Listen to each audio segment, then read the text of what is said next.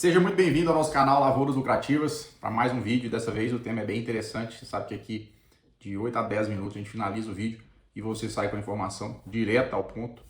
E hoje o tema é crédito, tema extremamente importante aí para o agronegócio como um todo. Nosso intuito é cada vez mais construir um agronegócio lucrativo, né, que realmente faça sentido e dê longevidade aos negócios. E para isso o crédito é necessário, né? Muita gente utiliza do crédito ou da alavancagem para poder, né, aumentar a estrutura, o CAPEX, né, o OPEX do seu negócio, ou seja, investir em estrutura e na operação como um todo, né, para conseguir crescer. Mas hoje o financiamento majoritariamente é feito via bancos e existe uma maneira, ou algumas maneiras, né, de captar recursos fora dos bancos tradicionais. Tá? Então se você quer se financiar, né, ou financiar sua safra sem depender apenas do banco, hoje eu vou te mostrar 3 caminhos. Tá? São eles: barter, risk sharing ou mercado de capitais. E aí no final você sai com um playbook, né, um framework para você poder utilizar, seja um passo a passo, tá? Para reduzir juros, travar seus custos, proteger sua margem ou apenas captar o recurso que você precisa para poder investir no seu negócio. Então por que olhar além do banco, Matheus? O banco não é o melhor lugar para pegar dinheiro, tradicionalmente.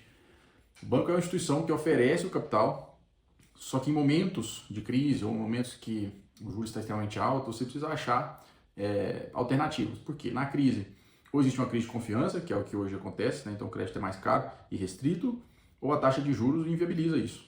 Então outras ferramentas onde você deixa garantias que possibilitam juros melhores, mais acessíveis. Ou menos ruins, né? Que a taxa de juros é 15%, não existe juro bom.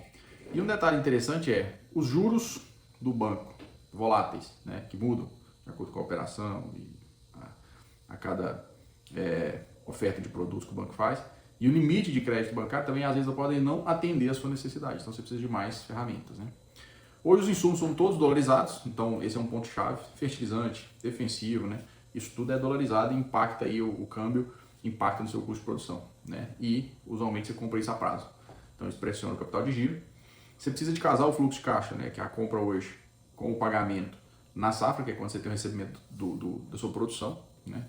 E você precisa diminuir o seu custo efetivo total do juro e do risco atrelado ao preço, né? Então, por exemplo, você vai vender na commodity à medida que você vai travando o seu custo. Você está reduzindo o custo efetivo, você está reduzindo o risco, né?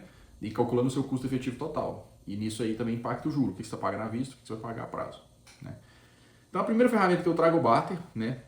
A definição é compra de insumos pagando com parte da sua produção agrícola, né? Grão físico ou fixado, né? Em bolsa. E como que funciona? Primeiro, tem uma proposta, uma lista ali dos insumos e uma quantidade do produto equivalente. A precificação é com base no preço futuro ou spot, mais o basis, mais o prêmio. Tá? Então essa é a precificação final do seu produto atrelado aos insumos que você está comprando. As garantias podem ser CPR, penhor de safra ou o seguro. Tá? E a liquidação é a entrega do grão ou liquidação financeira na colheita, tá? De acordo com o que você alinhar aí na sua operação. As vantagens: você casa o fluxo de caixa, porque você só entrega, né? Você só entrega a sua produção quitando a dívida depois que você colhe. Você pode incluir um barter estruturado, que é o insumo mais uma proteção de preço, onde você participa da alta, está protegido numa eventual baixa.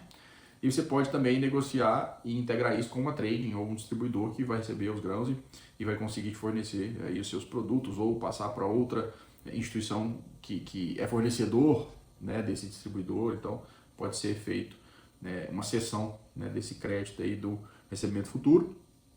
Mas existem alguns riscos e erros comuns. Primeiro, superalocação de grãos, né? Você vender mais que produz. Então eu produzo 10 mil sacas e vendi, ou seja, fiz um barter de 12 mil sacas. Isso pode acontecer. E aí você vai ter que comprar o produto para entregar. Então você tem que comprar 2 mil sacas de soja que vai faltar só para cobrir aquilo que está faltando do que você já vendeu, mas não produziu. Não checar o basis e os prêmios, né? Então você tem um custo ali um pouco escondido, que você às vezes não confere e pode oscilar. Ignorar o seguro agrícola e climático, porque eventualmente você pode ter frustrações de safra. E para isso é necessário fazer com cautela, passo a passo, cada etapa aí do barter, né? O barter é uma ótima ferramenta de travamento parcial do custo, né, atrelada ao insumo quando o preço do grão está interessante para você garantir uma margem mínima. Ou seja, ali eu tenho mais previsibilidade. Colhi 70 sacas, eu sei que já está vendido a tanto, o meu custo está travado a esse valor, eu tenho uma margem ali de 15%, 20%. Enfim, aí depende se é arrendatário ou não, compra à vista as outras coisas, né? E qual a sua capacidade de negociação, né? Uma margem hipotética, né, que eu digo.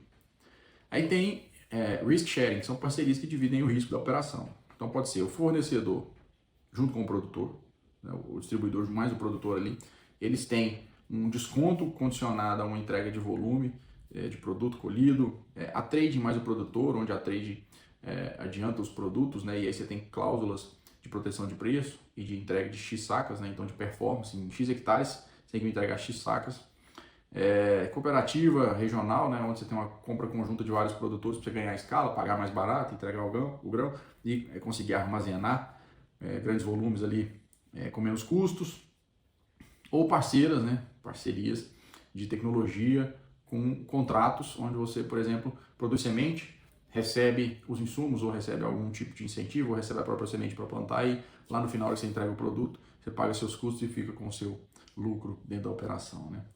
Quando que faz sentido isso? Principalmente se você não tiver um capital grande disponível para tocar a sua operação, áreas arenosas ou com alto risco climático ou áreas de abertura, onde você precisa de alguma estrutura, né, que te financie nessas áreas. Quando o fornecedor também assume parte do seu risco, porque ele já é fidelizado, tem bons negócios, compra, né, com a mesma empresa, então ela já faz parte ali do seu contexto, entende sua operação bem, sabe, né, que é uma parceria de longevidade. Ou quando você tem áreas, né, que já são muito consistentes e você não quer alocar um capital que às vezes está investido em outro local, e aí você tem boa previsibilidade, tem parceiros que querem, né, fazer esses pilotos aí ano a ano com metas de produtividade.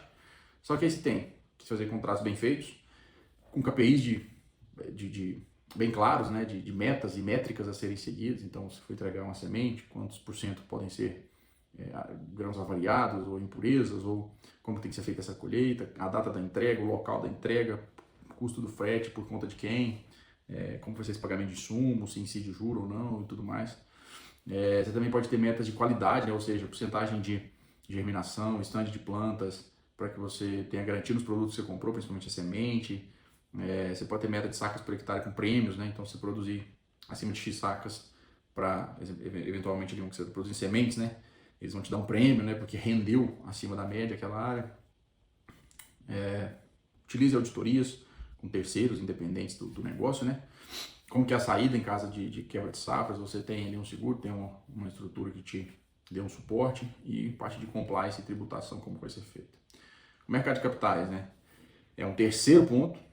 Matheus, mas o mercado de capitais não é através dos bancos? Não necessariamente, né? Você tem CPR, né? Você tem CRAS, você tem FIAGROS. Então, o que é a CPR? A cédula do produtor rural podendo ser utilizada hoje, né, de forma financeira. Então, dinheiro hoje, você paga em reais depois, ou física, onde você entrega o produto para pagar essa CPR.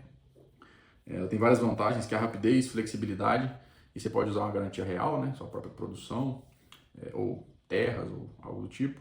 Tem custos, né, tem IOF, registro, tem que comparar o custo efetivo total com a operação, por exemplo, de banco, uma operação de barter. Você tem os CRAS, né, que é um certificado de recebíveis do agronegócio, que é uma ferramenta do mercado financeiro que securitiza recebíveis do agro, né, para captar esse valor com investidores. Então, quem investe tem a certeza que vai ter uma garantia real ali, e ele investe também buscando esse spread, né, essa taxa ali dentro da operação. As vantagens são prazos maiores, né, você tem um custo extremamente competitivo e se houver lastro de qualidade, você tem bons acordos que podem ser feitos, né? Então, se você tiver estrutura ali, fazenda, maquinário, produção, estrutura física, isso lastreia bem a operação e você consegue boas condições. O uso típico disso aí é em cooperativas, trades e rede de produtores com boa estrutura, bom lastro, né? E tem o FIAGRO também, que é um fundo que investe em imóveis e recebíveis do agronegócio, que para o produtor vira uma fonte indireta de funding ou a venda e alocação de ativos, né? Então, por exemplo, esse fundo de investimentos compra e aluga imóveis, ou compra e vende imóveis, ou compra e faz a gestão desses imóveis, e aí isso gera um aluguel, né, uma renda ali mensal, ou trimestral, anual. E dentro dessa regra prática, isso só serve se você tiver um lastro organizado, né, com notas, contrato, CPR, histórico, né, e usualmente os CRAS e as CPRs podem sair mais baratos que os bancos, tá? E aí você tem uma diversificação de fontes com operações diferentes. Em síntese, como montar o mix de financiamento, né? Primeiro ponto, 50% dos custos fixos de insumos, né, você pode travar com barter. Você trava o custo, mais a base e o câmbio, que a gente mencionou lá no início. 30% que é capital de giro, você pode fazer através de CPR e uma linha bancária mais barata disponível. E 20%, que é algo para expansão ou para investimento no negócio, você pode fazer através de CRAS, FIAGRO ou risk sharing com empresas. Então, conforme o seu perfil, você pode adotar esse 50, 30, 20. Os passos práticos, né, é você ter um mapa de caixa da safra, entrada e saída por mês, elasticidade de resposta por talhão, qual talhão mais lucrativo até o talhão de maior risco, o orçamento e preço mínimo, quanto você precisa para produzir 70 sacas de soja, por exemplo, 60 sacas de soja, e qual a sua meta de produção por talhão, né?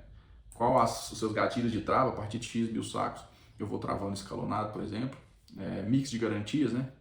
Penhor, hipoteca, seguro, aval, o que fizer sentido. E as cláusulas de proteção, obviamente. Né?